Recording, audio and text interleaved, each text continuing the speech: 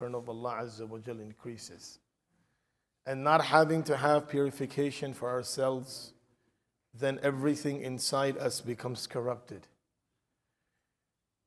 And our focus should be more and mainly about our own spiritual aspect of our life.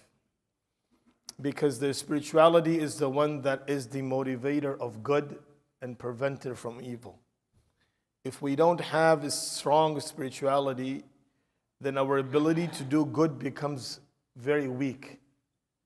This is why Rasulullah sallallahu alayhi wasallam, he mentioned about rectifying and refreshing our faith. Jaddidu imanakum. The Prophet sallallahu alayhi wasallam, when sitting with the Sahaba, said that go and refresh your faith. And the Sahaba Ridwanullahi alayhim ajma'een asked the Prophet sallallahu alayhi wasallam, Ya Rasulullah, wa kayfa nujaddidu imanana? That the Prophet of Allah, how can we refresh our faith? What are the elements through which a person can refresh their faith? Rasulullah sallallahu alayhi wasallam said, Akthiru qawla la ilaha illallah. That say la ilaha illallah in abundance, as much as you can. Because the more we have the power of Allah in our hearts, the stronger our insight becomes. And then, how do we know that this iman that we have, that Allah Azza wa Jal has given us, is very strong inside? And for that, Rasul alayhi salatu wassalam also gave us another thermometer, another way to check. When the Sahaba asked, Ya Rasulullah, that how do I know that my iman, my faith is weak, my faith is strong? Rasulullah sallallahu alayhi wasallam said, An tahjizahu an maharimillah. That your iman is able to save you from the disobedience and from the actions that are haram and Allah has forbidden for you. So that's how we need to work on our faith every single day. Like we work on our body, like we work on other aspects of our life, and we're trying to maintain it. Similarly, as a believer, it is. And coming to the masjid, starting our day with the masjid, praying our salah in the masjid, these are all actions that are contributor towards our faith being strong. And then what we have to do is we have to maintain it. Because without maintaining it, it will not take us to the next level. When a person commits a sin, his spiritual level goes down.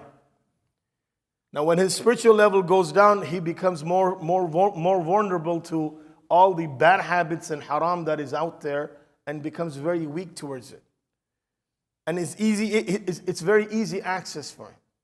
So then, what we need to do is we need to strive and work really hard to develop good habits in our life and to maintain them, because this maintenance is very important. Trying to keep it to that level, so that when the next challenge comes into our life, our iman is strong enough to go and face it. Many of times, things and difficulties, trials come into the life of a person, but he's not able to face it. Why? Because the iman is very weak. And that's what we all need to work as a collective team.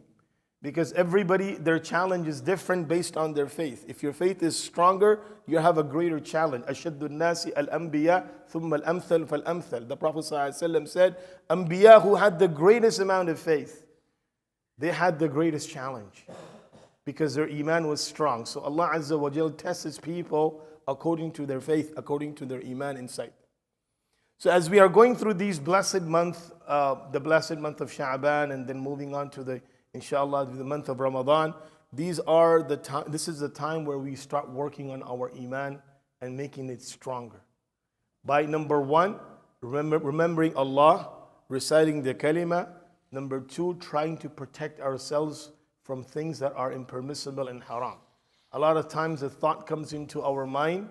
Immediately, if we don't sustain it to stop ourselves from the action that we are being motivated towards, then after that, it just becomes very easy for us to disobey Allah subhanahu wa ta'ala.